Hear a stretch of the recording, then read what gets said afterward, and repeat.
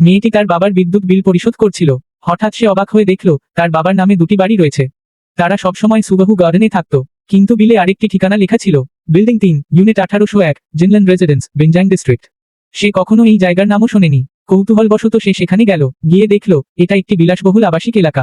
ঠিক তখনই সে হঠাৎ দেখল তার বাবা এক নারীর সঙ্গে বাড়িতে ফিরছে। আরও ভয়ঙ্কর ব্যাপার ছিল, সেই নারী আর কেউ নয়, তার মায়ের সবচেয়ে ভালো বন্ধু। মেয়েটি সঙ্গে সঙ্গে বাবাকে ফোন করল।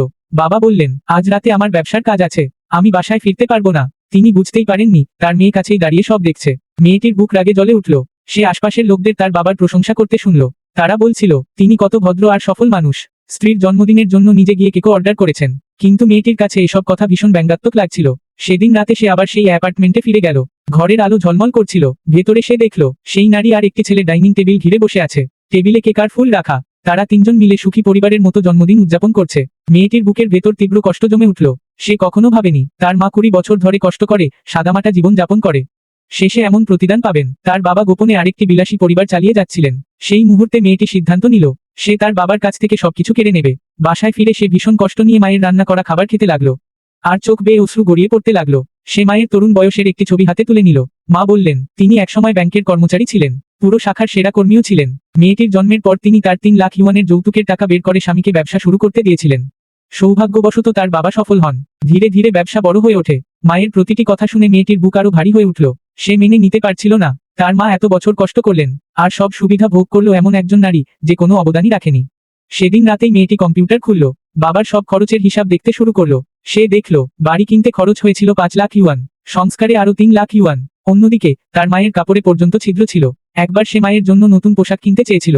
তখন তার বাবা বলেছিলেন পরিবারে অনেক খরচ আছে, টাকা বাঁচাতে হবে। মাও বলেছিলেন নতুন কিছু লাগবে না। কিন্তু তার বাবা সেই অন্য নারী আর তার ছেলের জন্য ছিলেন অত্যন্ত উদার। প্রতি মাসে তিনি 15,000 ইউয়ান করে খরচ দিতেন, কোনো বিরতি ছাড়াই। এরপর মেয়েটি আরো ভয়ঙ্কর কিছু দেখল। প্রতি বছর 80,000 ইউয়ান স্কুল ফি দেওয়া হচ্ছে। খোঁজ নিয়ে সে জানতে পারল এটি সেই নারীর ছেলের আন্তর্জাতিক স্কুলের ফি। তার মনে পড়ে গেল যখন তার মা তাকে 3,000 ইউয়ান মাসিক কোচিংয়ে ভর্তি করাতে চেয়েছিলেন। তখন তার বাবা রেগে গিয়ে বলেছিলেন তুমি তো এখন শেষ বর্ষে, এখন কোচিং করে কি হবে, টাকা নষ্ট করো না। মেয়েটির রাগ ক্রমেই বাড়তে লাগলো। সে ক্যালকুলেটর নিয়ে গত 20 বছরের সব খরচ যোগ করলো। মোট খরচ 1,20,00,000 ইউয়ান। আর সবকিছুর শুরু হয়েছিল তার মায়ের দেওয়া 3 লাখ ইউয়ান দিয়ে। তার বাবা সেই টাকা দিয়ে ধাপে ধাপে ব্যবসা গড়ে তুলেছিলেন, কিন্তু নিজের স্ত্রী আর মেয়ের প্রতি কৃপণতা করে অন্য নারী ও তার ছেলের পেছনে অর্থ ঢেলে দিয়েছেন।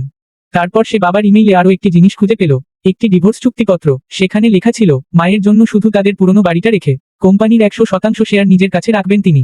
আরও ভয়ঙ্কর বিষয়, তিনি কোম্পানির 30% শেয়ার তার অবৈধ ছেলের নামে দিতে চাইছেন, নিজের জন্ম দেওয়া মেয়ের জন্য কিছুই না। সেই নারী বারবার চাপ দিচ্ছিল দ্রুত ডিভোর্স শেষ করো, আমাদের ছেলে আগামী বছর বিদেশে যাবে। বাবাও প্রতিশ্রুতি দিয়েছিলেন বছর শেষ হওয়ার আগেই সব ব্যবস্থা করে ফেলব। মেয়েটি প্রচণ্ড রাগে কম্পিউটার বন্ধ করে দিল।